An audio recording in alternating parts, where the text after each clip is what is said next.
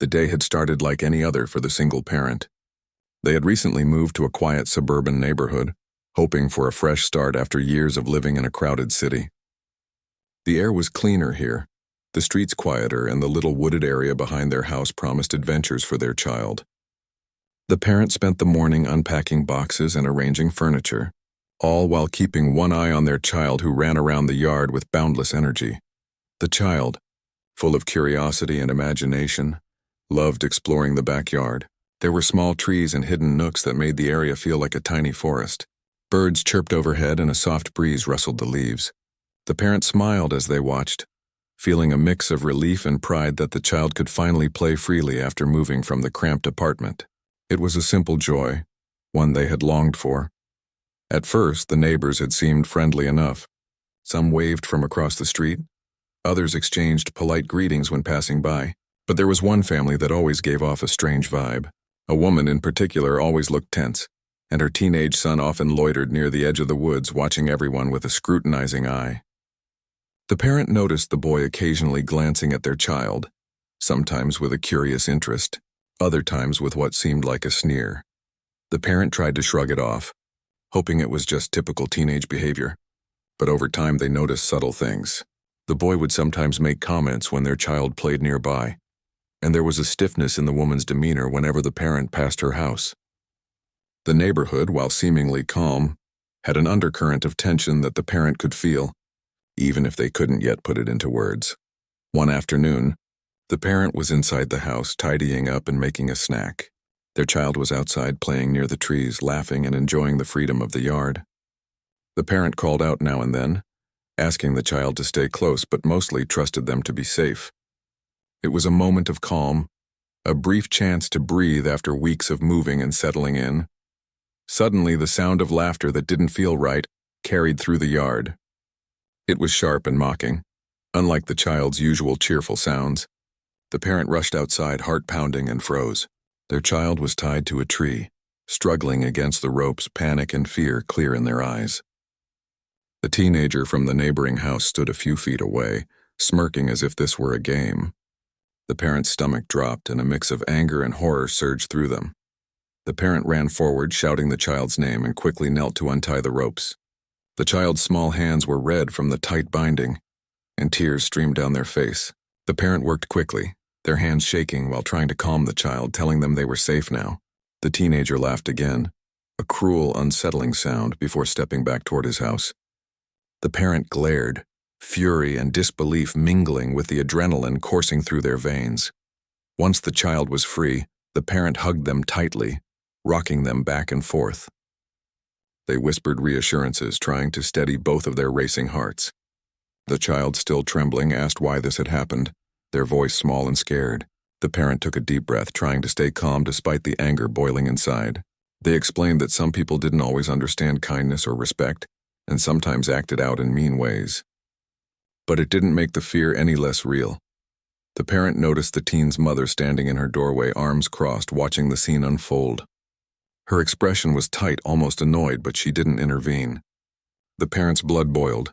They marched to the edge of the yard and confronted her, asking why she allowed her son to do such a thing.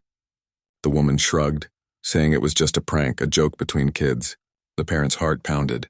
This was not a joke. This was dangerous, and it was clear the teen had acted with intent to scare and harm. Neighbors began to peek out of their windows, some whispering to each other, others hesitant to come outside. The parent felt a mix of isolation and anger. How could people stand by and watch while a child was hurt? They felt a responsibility not just to their own child, but to the community, to make sure something like this didn't happen again. The parent picked up their child, who clung to them tightly, still shivering. They took a few deep breaths, trying to think clearly. This was more than a childish prank. It was intimidation, fueled by prejudice, and it could not be ignored. The parent knew they had to act, but they also knew that confronting the teenager directly again could be dangerous. They needed help, someone who could handle this with authority. While holding their child, the parent scanned the neighborhood, looking for any sign of assistance. They noticed a car pulling up slowly on the street. A man stepped out, older, with a steady, commanding presence. The parent didn't recognize him at first, but something about his posture and the way he moved suggested experience and authority. The man approached, and the parent quickly explained what had happened, pointing to the tied-up child and the teenager who had caused it. The man's eyes narrowed as he listened, and he nodded slowly. There was a seriousness in his expression, a mix of concern and quiet determination. He asked the parent to stay with the child, to make sure they were safe while he went to speak with the teenager. The parent watched as he walked up to the boy, who was now standing near his house trying to appear nonchalant but clearly uneasy. The older man's voice was firm, carrying across the yard in a way that left no room for excuses. The teenager tried to explain it away, saying it was just a joke, just a game, but the older man didn't flinch. He laid out the consequences, the seriousness of the act, and the harm it had caused. The parent watched, a mix of relief and apprehension flooding through them. They didn't know this man, but he had authority, and he was using it to right a wrong. Once the teenager was disciplined and made to understand the gravity of the situation, the older man turned to the parent, offering a sincere apology and an assurance that his son would be held accountable. The parent, still holding their child, nodded slowly. It was not just words. The parent could see the commitment in his eyes. This man understood responsibility, and that gave them a sense of hope. As the tension eased, the parent hugged their child again, whispering that everything was going to be all right. The child, exhausted but relieved, leaned into the parent, feeling safe once more. The parent knew that the neighborhood still had challenges, but for now, the immediate danger had passed. They had faced fear, intimidation, and the unpredictability of human behavior, but they had also encountered courage, authority, and the possibility of change. The day had started with the simple hope of peace, and though it had turned into a frightening ordeal, it ended with a lesson in vigilance and the importance of community accountability. The parent realized that protecting their child wasn't just about watching over them in the yard. It was about speaking up, seeking help when needed, and trusting that there were people who would step in when things went wrong. It was a moment of fear, yes, but also a moment that showed the strength of courage, the importance of responsibility, and the resilience of a parent determined to keep their child safe. After the terrifying incident in the yard, the parent spent the evening comforting their child and trying to make sense of what had happened. They had never imagined that moving to a quiet neighborhood could involve such danger. The child, still shaken, clung to the parent, asking questions with wide, fearful eyes. How could someone be so cruel? Why would someone hurt them for no reason? The parent held them tightly, whispering reassurances and trying to answer honestly without making the fear worse. They explained that some people acted out of anger, jealousy, or ignorance, and that sometimes they might do hurtful things to others who are different or new to the community. That night, the parent couldn't sleep. Images of their child tied to the tree kept replaying in their mind. They remembered the teen's mocking laughter, the indifference of the mother, and the way the neighborhood had seemed to freeze around them. The parent knew that if something like this could happen once, it could happen again. They began making plans to protect their child and prevent future incidents. They thought about security measures, speaking to neighbors, and ways to address the underlying tension in the community. But most importantly, they wanted to understand the motivations behind what had happened. Why had the teen acted this way? Was it just cruelty, or was there something deeper driving it? The next morning, the parent took their child outside, staying close and keeping a watchful eye. They wanted their child to feel safe again, but also knew it would take time to rebuild trust in the outdoors. As they walked together, the parent noticed the teen watching from the edge of the woods, a mixture of defiance and curiosity in his eyes. The parent kept their tone calm but firm, telling their child to ignore the boy and focus on playing safely. They explained that sometimes standing up didn't always mean confrontation. It could mean staying strong, walking away, and seeking help when needed. Throughout the day, the parent observed the dynamics in the neighborhood more closely. They noticed subtle behaviors, the way some neighbors avoided eye contact, the whispers between a few adults, the sideways glances when the teen walked by. It was clear that the incident had affected more than just their family. The parent decided it was important to build awareness, not in a confrontational way, but by fostering a sense of community and vigilance. They began talking to neighbors, sharing general concerns about safety and respect without accusing anyone directly. Some nodded, some offered stories of their own experiences, and a few seemed reluctant to engage. The parent realized that creating change would take patience, understanding, and persistence. In the days that followed, the parent noticed changes in their child. The initial fear began to fade, replaced by cautious confidence. The child started exploring the yard again, though always within sight of the parent. They asked more questions, showing curiosity about human behavior and fairness. The parent used these moments as teaching opportunities, explaining the importance of empathy, understanding consequences, and standing up against wrongdoing. They encouraged the child to speak up if something didn't feel right, to trust their instincts, and to seek help from adults they could rely on. Meanwhile, the parent also kept an eye on the teenager and his mother. The teen seemed to retreat more into his house, though occasionally he would watch from the window or peek out the door. The parent wasn't sure if it was guilt, fear, or just teenage curiosity, but they knew it was a chance for boundaries to be reinforced. They understood that change didn't happen instantly, and that it would take consistent efforts from both families to ensure safety and respect. One afternoon, the parent decided to reach out more directly. They walked to the edge of the teen's yard, making sure to keep their distance, and called out in a calm, steady voice. They reminded the teen that what happened was serious and that safety and respect were not optional. The teen looked uncomfortable, shifting from foot to foot, but the parent didn't show anger, just firmness. They explained that they wanted peace in the neighborhood, that they wanted to live without fear, and that everyone had a role to play in making that happen. The message was clear. The parent was watching, and they would not tolerate harm. Later that week, the retired ex-cop who had intervened previously appeared again. The parent was grateful for his presence and guidance. The man spoke with both the parent and the teenager, helping mediate a conversation that focused on accountability, understanding, and respect. The teen listened, sometimes reluctantly, but it was clear that the authority and experience of the ex-cop carried weight. The parent felt a sense of relief, knowing that the situation was being addressed at multiple levels, both informally through conversation and formally through discipline. At home, the parent continued to nurture their child's sense of security and trust. They established routines for outdoor play, teaching their child to be aware of surroundings, to communicate clearly, and to seek help without fear.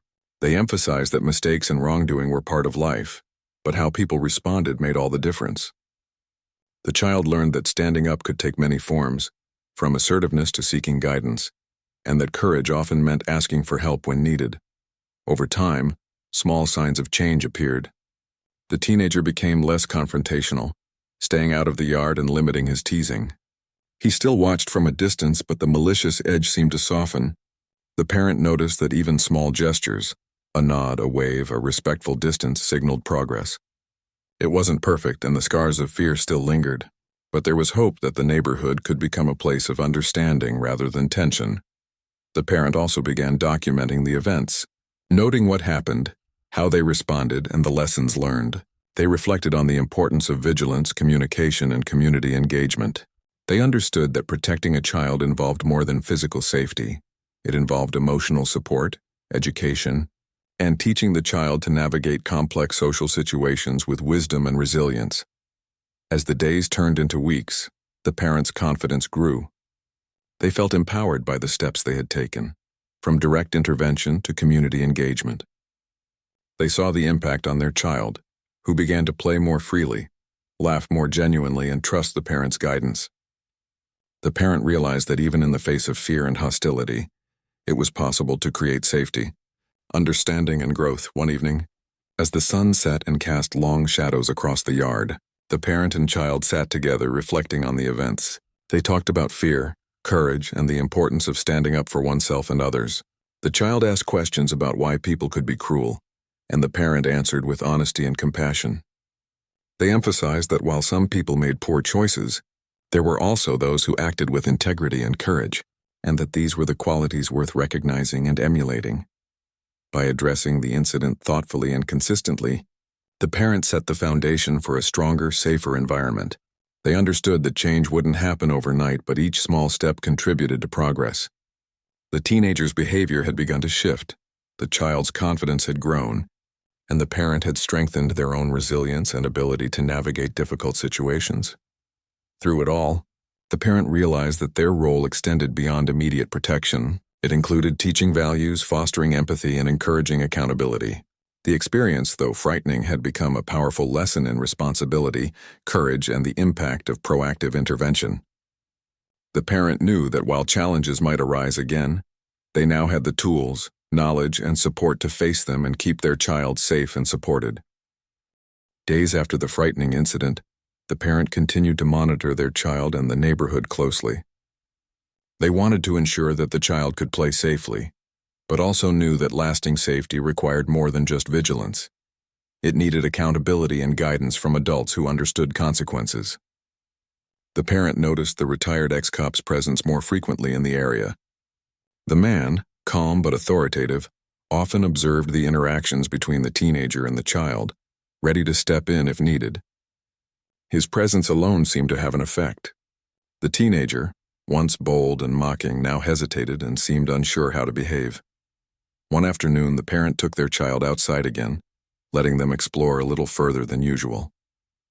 They remained nearby, ready to intervene if anything happened, but encouraged the child to enjoy the outdoors, reclaiming the joy that had been disrupted.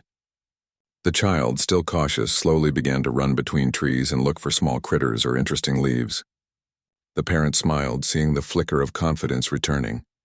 They knew this would take time, but each step was progress. The ex-cop approached them quietly, giving a reassuring nod. The parent explained how the child was responding, describing both the lingering fear and the gradual return of curiosity. The man listened carefully, then shared advice on maintaining boundaries, reinforcing discipline, and guiding a teenager to understand the consequences of harmful actions. He explained that some teens acted out from ignorance, anger, or a need for attention, and that they required clear and consistent authority to learn from mistakes. The parent realized how much weight the man's experience carried. Having someone who had spent years enforcing law and order, someone who understood human behavior and responsibility, brought a sense of security they hadn't felt before. They discussed possible steps to prevent future incidents, consistent monitoring, community engagement, and open communication with the teenager when necessary. The ex-cop stressed that understanding and discipline together often produced better results than punishment alone. Later that day, the teenager appeared near the edge of the yard again. The parent stayed calm, watching without confrontation.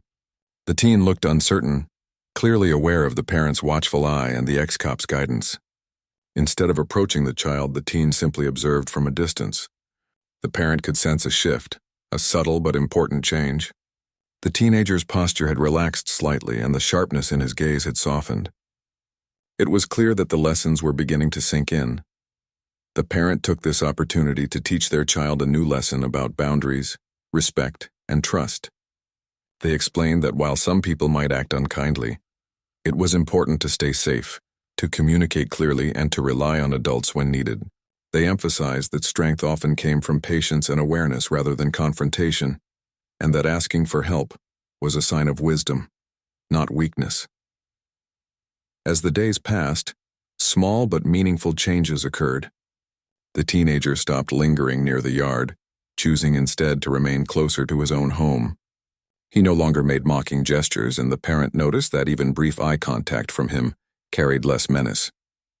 The parent continued to observe carefully, understanding that consistency was key to reinforcing proper behavior and ensuring the child's continued safety.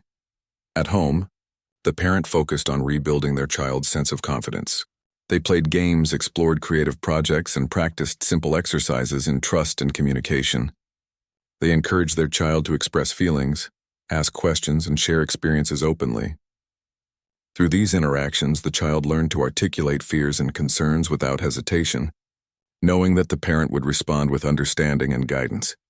The ex-cop continued to provide insight and support. He explained that changing behavior, especially in teenagers, required a balance of authority and empathy. He shared stories from his own career, illustrating how consequences, guidance, and personal accountability could shape actions and character over time. The parent found these lessons invaluable, applying them to daily interactions and ensuring the child felt safe while the teenager learned responsibility. One afternoon, the parent decided it was time for a direct conversation with the teenager. They approached the edge of the yard calmly, calling the teen's attention without hostility. They spoke firmly but kindly, explaining the seriousness of the previous incident and the potential consequences if such behavior continued. They emphasized respect, empathy, and understanding, highlighting the importance of taking responsibility for one's actions. The teenager listened, shifting uncomfortably at first, but gradually showed signs of comprehension. There was no dramatic apology, but a quiet acknowledgement that the actions had been wrong. This conversation was pivotal. The parent realized that addressing wrongdoing directly, without anger or aggression, helped create accountability while maintaining a safe and calm environment. They continued to reinforce boundaries consistently, praising the teenager for respectful behavior and calmly correcting any missteps. Over time, these small but persistent efforts created noticeable changes in the dynamic between the two families. The child, observing these interactions, began to understand important lessons about human behavior, fairness, and courage. They learned that standing up for oneself could take many forms, from seeking help to setting boundaries, and that adults could be trusted to intervene when necessary. The parent used these moments to teach empathy, explaining that while some people made mistakes, it was possible to learn, grow, and change. The neighborhood itself began to feel slightly safer. Other neighbors, observing the parent's calm and consistent handling of the situation, began to engage more openly. Conversations about safety, respect, and community awareness started to emerge. The parent realized that one incident, though frightening, could become a catalyst for positive change when approached thoughtfully and responsibly. Despite these improvements, the parent remained vigilant. They knew that progress required patience and consistency, and that setbacks could occur. They continued to monitor interactions, communicate openly with their child, and maintain a connection with the ex-cop for guidance.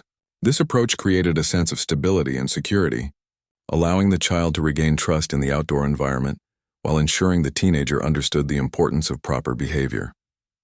The ex-cop's role became increasingly important. His calm authority, combined with practical advice and guidance, helped both the parent and the teenager navigate the aftermath of the incident. The parent observed how the teenager slowly began to internalize the lessons, showing restraint, respect, and cautious curiosity instead of aggression. These small changes marked a turning point, signaling the potential for lasting improvement in behavior and relationships. One evening, as the sun dipped below the horizon, the parent and child sat together in the yard. The child spoke about the day's play, the birds, the rustling leaves, and the adventures they imagined. The parent listened, feeling a mixture of relief and pride. They reflected on how far they had come since the terrifying incident, how the child had regained confidence, how the teenager had started to change, and how the neighborhood was slowly becoming more aware and engaged.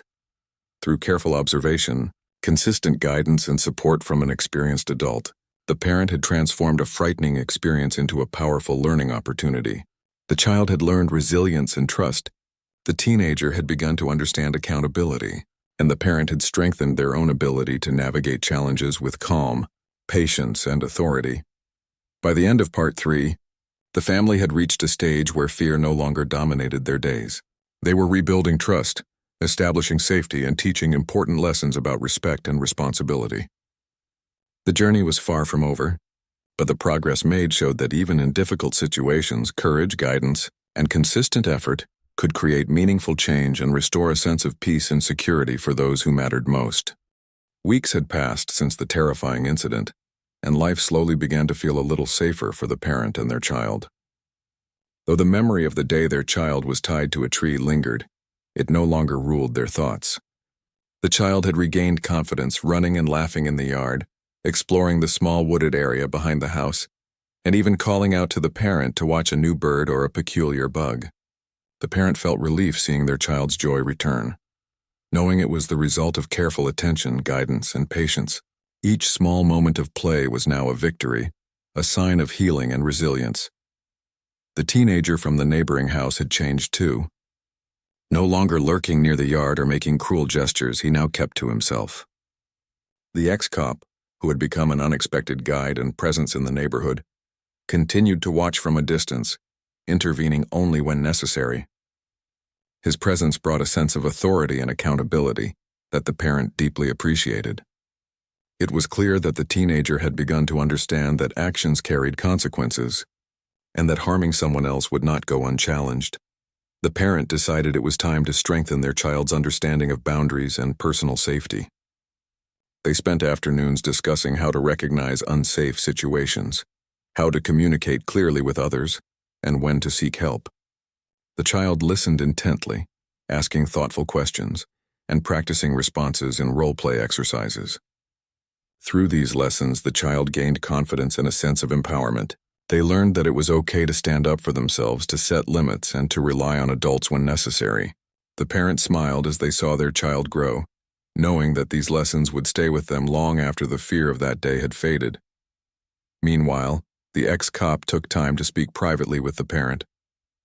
He shared insights about human behavior, especially in teenagers, and explained how patience, consistency, and clear consequences were essential in shaping positive change. The parent listened carefully, taking notes and asking questions. They began to see the situation from multiple perspectives, not excusing the teenager's actions, but understanding how guidance, structure, and accountability could influence behavior over time. It was a valuable lesson for the parent, one that helped them feel more confident in managing difficult situations and protecting their child. Over time, the neighborhood began to notice the subtle changes as well. The tense atmosphere that had lingered around the parents' yard began to soften. Some neighbors engaged in conversations, sharing stories, concerns, and suggestions about safety and community support. Others simply observed, taking comfort in seeing that accountability and guidance were being addressed without escalating conflict.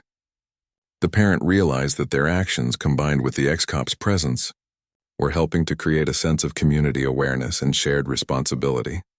One afternoon, the parent decided to have another calm, direct conversation with the teenager. They approached the edge of the yard, their tone firm but not angry.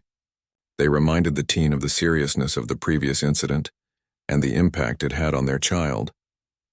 The parent emphasized respect, empathy, and accountability, making it clear that the neighborhood expected safe and responsible behavior from everyone. The teenager listened quietly, occasionally nodding, showing signs of understanding without saying much. It was a small, quiet moment, but the parent knew that it carried weight. Sometimes change began with acknowledgement and reflection, not dramatic apologies or immediate transformation.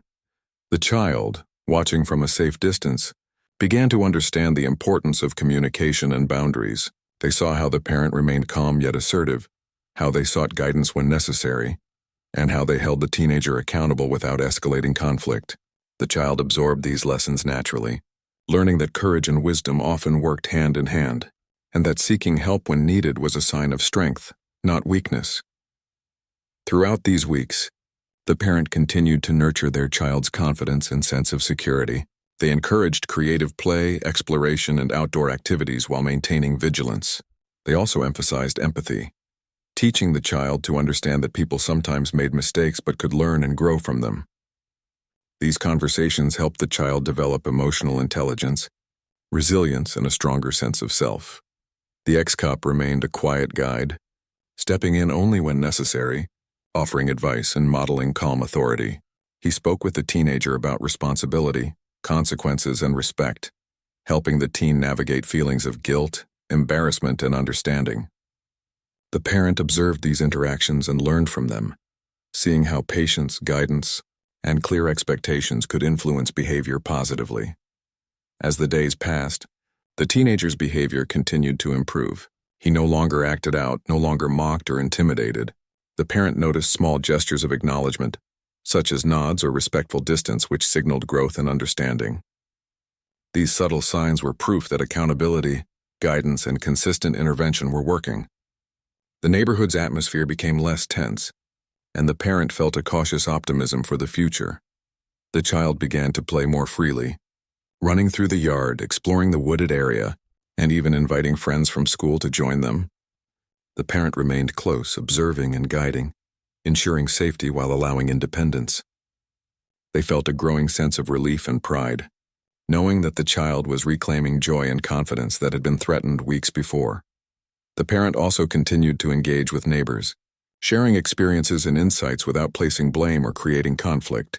They emphasized community support, vigilance, and understanding, helping to foster an environment where children could play safely and families could feel secure. These conversations, while casual, created awareness and strengthened bonds within the neighborhood. The parent realized that safety and respect were collective responsibilities, and that even small efforts could lead to meaningful change. Evenings were spent reflecting on the progress made. The parent and child would sit together in the yard, talking about the day, sharing stories, and discussing lessons learned. The child began to articulate their feelings more clearly, expressing both joy and lingering concerns. The parent listened carefully, offering reassurance, guidance, and understanding. These moments reinforced trust and emotional security, helping the child process past fears and look forward with confidence. The ex-cop continued to provide guidance behind the scenes. He checked in regularly, offering advice and support, helping the parent navigate challenges and ensuring that the teenager remained accountable. The parent felt grateful for his presence and experience, knowing that having a mentor with wisdom and authority was invaluable in maintaining safety and fostering positive change. As the neighborhood slowly adjusted, the parent realized that the incident, while frightening, had become a turning point. It had highlighted the importance of vigilance, accountability, and community engagement.